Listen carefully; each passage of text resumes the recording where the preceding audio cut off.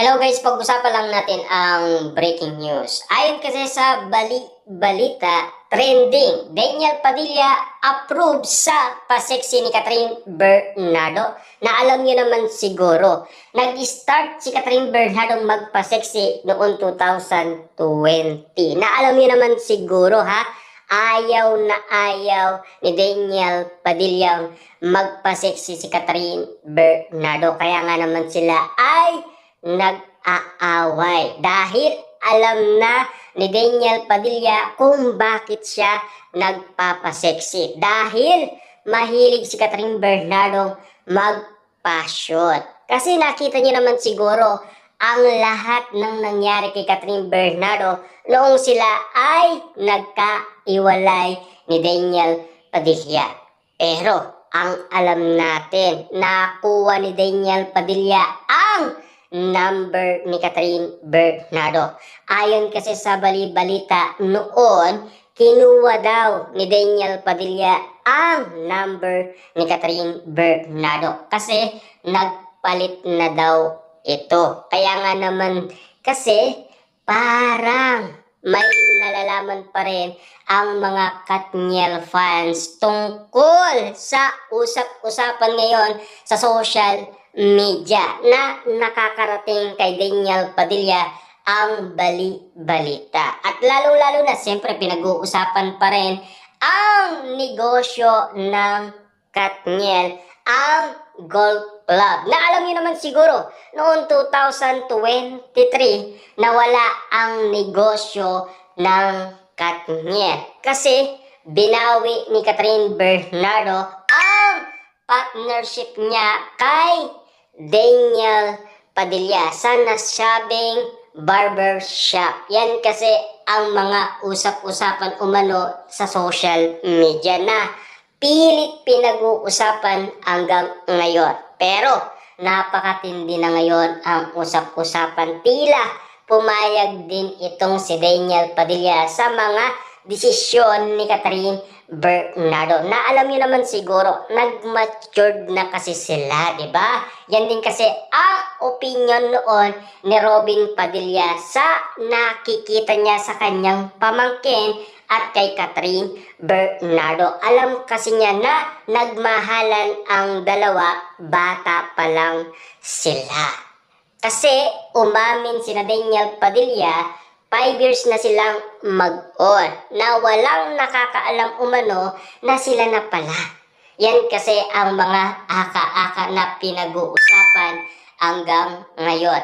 Na pilit pinag-uusapan sina Kayla Estrada at Amanda sa tunay na kadahilanan kung bakit gumigising na ang mga Katniel fans. Dati-rati kasi ay nawala na sila ng pag-asa. Siyempre, ang kanilang idolo ay masaya na sa kanilang love life. Pero, hindi pa naman kasi umaamin. Kaya, malakas pa rin ang pag-asa nila sa sitwasyon ni Catherine Bernardo at Daniel Padilla. Unang-una, Amanda na naging jowa daw ni Daniel Padilla na hindi naman nagka-totoo. Kasi umamin itong si Amanda na hindi naman katotohanan.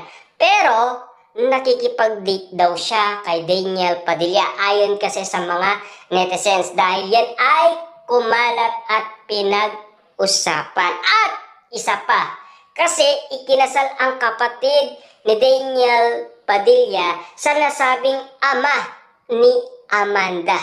Diba? Kasi alam niyo naman siguro kung bakit. Kasi ang alam kasi nila, si Amanda ay jowa ni Daniel Padilla. Pero ayon sa balita, sa pag-amin umano ni Carla Estrada, focus si Daniel Padilla sa negosyo at sa kanyang karir. At wala pa itong bagong jowa. Kaya nga binabalikan ng mga Dilulo fans, ng mga Katniel fans ang sitwasyon ni Amanda sa sitwasyon ni Kayla Estrada ngayon. Na alam niyo naman siguro, may larawan umano sina Daniel Padilla at ang nasabing ama ni Amanda. Kasi ang pagkakaalam nila, magjowa ang dalawa. At lalong-lalo na kasi pinag-usapan yan sa social media. Pero hindi natuloy. Na alam nyo naman siguro, pinag-uusapan ngayon si Kyla Estrada at Daniel Padilla. Na alam nyo naman siguro ha, pinag-uusapan ang dalawa na ayaw nila sa isa't isa. Kasi si Kyla Estrada na mismo ang umaayaw kay Daniel Padilla. Tandaan ninyo yan. Kasi si Kyla Estrada ay ayaw niya umano sa mga artista. Ang gusto niya, non-showbiz. At lalong-lalo na, Daniel Padilla, conservative yan. At hindi napaamo ang isang Kyla Estrada. Kasi ang sabi-sabi, Inglesera daw yan kapag nagsasalita ayon kay Daniel Padilla. Pero bakit nga ba nagkaroon ng pagkakataon ang dalawa? Siyempre, nang dahil umano sa balita na bagay ang kanilang chemistry at kasi napag-usapan sila nang dahil sa kanilang teleserye. Marami nga naman kasing nangyari sa kanilang teleserye. Napag-usapan kasi ang dalawa, lalo-lalo na sa season 1 kapag sila ay nag-shooting. Na alam niyo naman siguro, kapag napapag-usapan yan, ay napapag-usapan din naman sina Alden Richard at Catherine Bernardo. Pero kina Alden Richard at Catherine Bernardo, ano ang nangyari after ng project nila? Ano ang tawag nila sa isa't isa?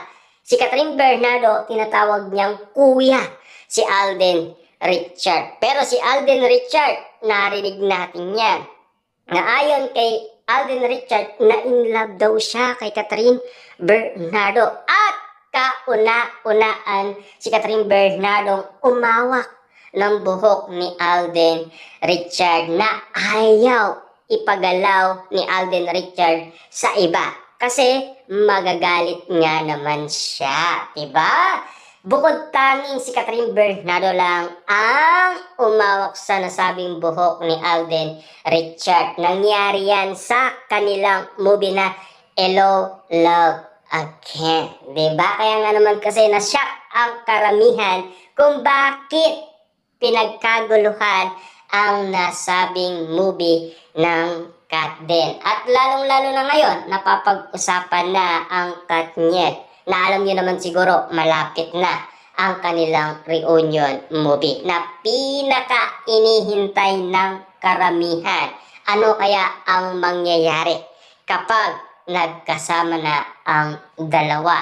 At siyempre, yan ang aabangan natin, malapit na. Siyempre, malaking pasabog nga naman kasi yan na pinaka-inihintay ng karamihan. Lalong-lalo na kapag nag-promote na ang dalawa, di ba?